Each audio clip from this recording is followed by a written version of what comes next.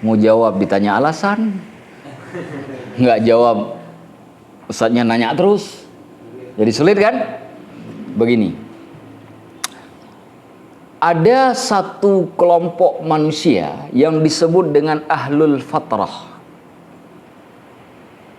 Ahlul fatrah itu orang yang hidup jauh dari masa Nabi sebelumnya, sedangkan Nabi sesudahnya belum datang. Sehingga dia tidak pernah ketemu dengan syariat Nabi manapun. Ahlul fatrah. Orang-orang ahlul fatrah hukumnya dua. Kalau dia tidak pernah menerima dakwah sama sekali, berlaku dalil umum. Wa ma kunna mu'adzibina hatta nab'atha rasula. Jika belum pernah disampaikan ada orang mendakwahi mereka, maka mereka tidak akan pernah diazab oleh Allah. Bulat masuk surga.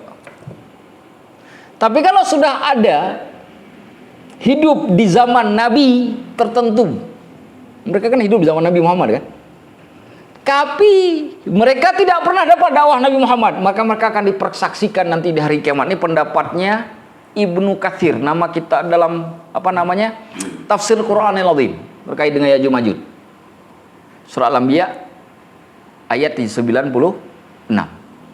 Itu disebut oleh Ibnu Katsir, nanti di hari kiamat dipanggil mereka, didakwahi di hari kiamat. Kalau dia mau terima masuk surga, kalau nggak terima masuk neraka. Itu hukum ahlul fatrah. Tapi Ustaz enak sekali, dia udah lihat surga, lihat neraka, pasti milih surga dong? Enggak. Dia akan dipisahkan dalam kondisi yang tidak pernah bisa membuktikan dia bisa masuk surga atau neraka. Dia ditutup informasi itu seperti di dunia. Dan kondisi di neraka, di akhirat nanti akan lebih sulit untuk mengatakan iya, karena keadaannya sulit.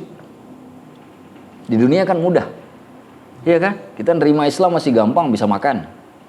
Di sana Indomie nggak ada, mau gimana kita sogok supaya orang murtad? Iya kan? Lebih sulit.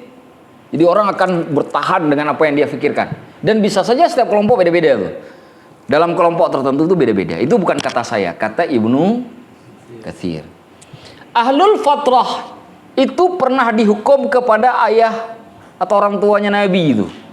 Nabi Muhammad belum datang, Nabi Isa sudah jauh. Apa hukumnya ahlul fatrah? Ahlul fatrah yang dia tidak pernah mendapatkan syariat Nabi tertentu, tapi hidupnya selamat dari kesyirikan, surga langsung, alatul. Langsung ke surga. Ini diantara pendapatnya adalah pendapat Imam Jalaluddin As-Suyuti. Beliau punya risalah khusus tentang hal ini. Ahlul fatrah itu. Nah, Ya'juj Ma'juj itu ahlul fatrah. Nah, ahlul fatrah ini tidak bisa langsung disebut sebagai umat Nabi, karena tidak berinteraksi langsung dengan syariat Nabi. Cuma apakah dulu sudah pernah ada orang yang mendakwahi Ya'juj Ma'juj sebelum dikurung oleh Zulkarnain? Tentu sudah. Buktinya kan Zulkarnain sudah pernah ketemu mereka. Dan ini pendapat Al-Hafidz Ibnu Hajar Al-Asqalani yang mengatakan bahwa sudah ada orang yang menyuruhkan kepada mereka tentang kebaikan-kebajalan Allah dulu sebelum Nabi Muhammad. Karena kan masanya kan masa Zulkarnain. Masa Zulkarnain itu kan masanya Nabi Ibrahim. Syariat yang berlaku saat itu. Setelah dikurung dia kan sudah nggak berhubungan lagi dengan syariat manapun. Jika dia masih tetap atas syariatnya Nabi Ibrahim saat itu, atau Nabi yang hidup sezaman dengan Zulkarnain, maka dia masuk surga. Tapi kan dalam cerita Al-Quran kan Ya'juj Ma'juj kan tidak dibayangkan seperti itu.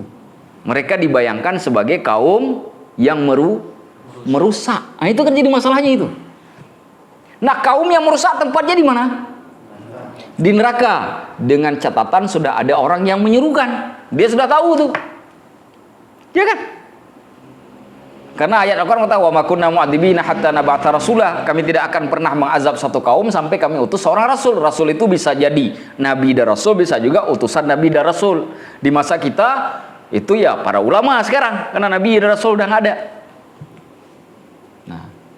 Nah, itu yang harus dipahami terkait dengan Ya'juj Ma'juj. Nah, bagaimana hakikat mereka? Apakah mereka menerima atau tidak? Ataukah di antara mereka, mungkin pertanyaan lebih spesifiknya, apakah ada yang beriman, Ustaz? Kita tidak temukan dalil, bisa iya, bisa tidak. Hanya Allah yang tahu. Jadi kita serahkan saja kepada Allah urusan mereka. Nggak perlu juga kita pikirkan jauh-jauh, karena setelah difikirkan juga kita tidak akan ketemu, karena kan kita nggak bisa berinteraksi dengan mereka. Kalau dibiayai pun untuk lakukan penelitian kan juga susah. Ini sekarang kita bikin di sini, ayo kita cari dana untuk lakukan penelitian Ta'jub-Ajud, dia nggak ketemu juga. Mau ke Rusia, mau perang, mau terbang ditembak nanti, jadi sulit, ya enggak? Dulu lagi. Jadi cukup kita pahami dari nas-nas Al-Quran dan hadis Nabi Sallallahu Alaihi Wasallam. Allahu a'lam. Saya kira itu jawabannya. Ada lagi? Cukup? Nanti selesainya kita ngobrol-ngobrol sambil makan minum.